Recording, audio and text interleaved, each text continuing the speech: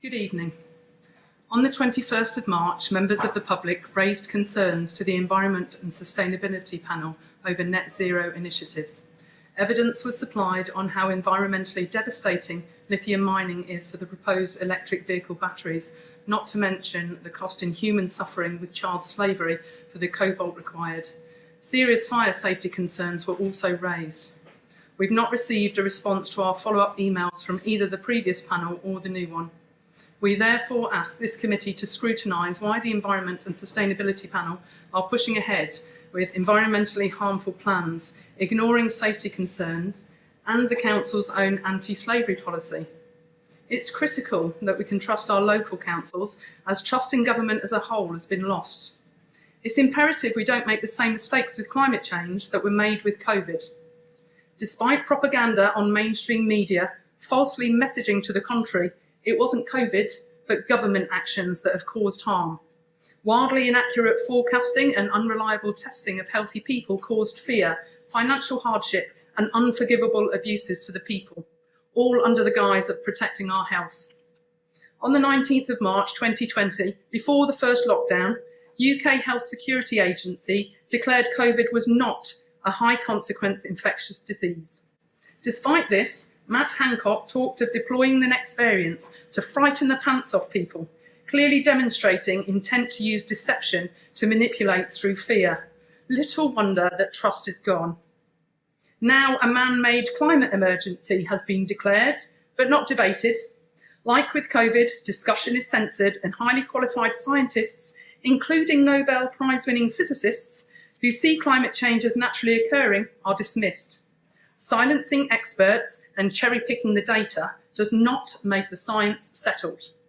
We must all protect our environment from pollution and unsustainable practices, but worryingly, a lot of the proposed green solutions are anything but. As well as electric vehicles, we are dismayed to see Colchester City Council officers insisting councillors pass planning for environmentally toxic solar farms on precious farmland. We have good people in this council who are trying to do their best for Colchester, but to get government funding, you're required to enforce policies that aren't always good for us. The overdevelopment of the city beyond the capacity of the infrastructure is a case in point. How can the council be objective about doing what's right for Colchester with large financial incentives from the government? If any faith is to be restored in our crumbling political system, it has to have a solid foundation at local level. We must have a council we can trust to do what is right. We therefore request this committee thoroughly scrutinise how environmental policies and planning decisions are made, and to make sure environmentally detrimental initiatives aren't being passed because of financial incentives or beliefs based on manipulated statistics. We look forward to a transparent, informative response. Thank you. Thank you very much for your presentation there, and obviously you're perfectly entitled to come here and present your views. I'm just not sure that I am in a position this evening to make you a promise about what this panel will scrutinise in any time frame. But to say that your presentation has been useful stimulation, and we are putting together a work programme in which we will look at various things that this authority does with a scrutiny panel. There is Cabinet tomorrow. That is the executive function. So I don't know if you've got anything in your diaries tomorrow, but it might be that you would wish to present to those guys, because there are decision makers there. I won't be able to attend tomorrow, and I certainly wouldn't be able to put something together that quickly. There have been worrying things in terms of counter disinformation and things heading from top down. So I think we're all aware that narratives are being pushed and algorithms through social media are suppressing dissenting voices. I would like reassurance that we still have at least an illusion of democracy and we are not living in an authoritative dictatorship, because really that's how it's been feeling.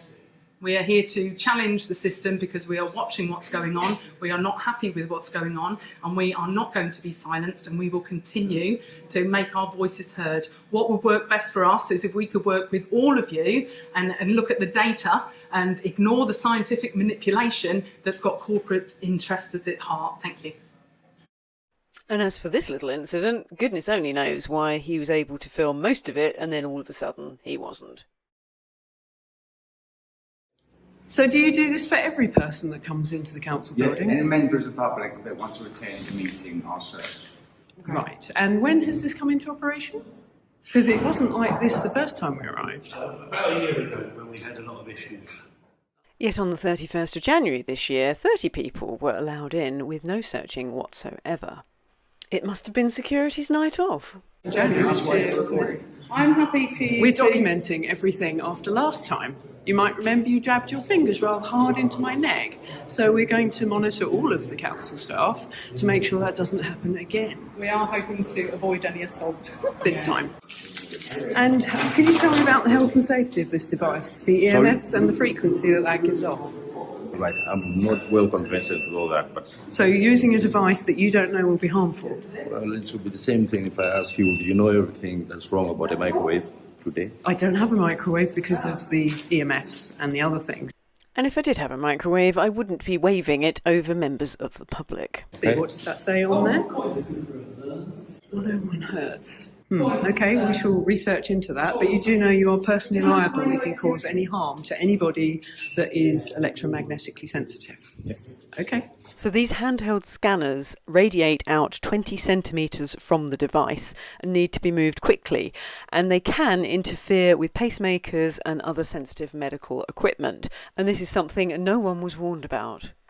We've been told by people who've worked in security that you're not to touch or inspect anything without asking for consent first, and that you only actually search someone if you suspect them. We were not asked for consent. So come on, Colchester Council, you really do need to properly train your security staff on how to use the equipment and attitude in general, especially the treatment of the last woman that walked in. Inappropriate things were done with that scanner, and she will be putting in a formal complaint, which we trust you will deal with appropriately. Do bear in mind that you do work for us, and if anybody in the private sector were to treat the people that pay their wages in the way you have treated us, they wouldn't expect to keep their jobs. This is a comment we've received from a Chelmsford councillor, and she says she'd never seen Chelmsford Council search people like we're enduring. And asking around, it appears other councils don't do this either. So what is going on at Colchester? What is it that you are up to that makes you fear the general public this much? Now, we've been through your accounts, we know what state you're in, so it's not like you have surplus money to pay for all of this.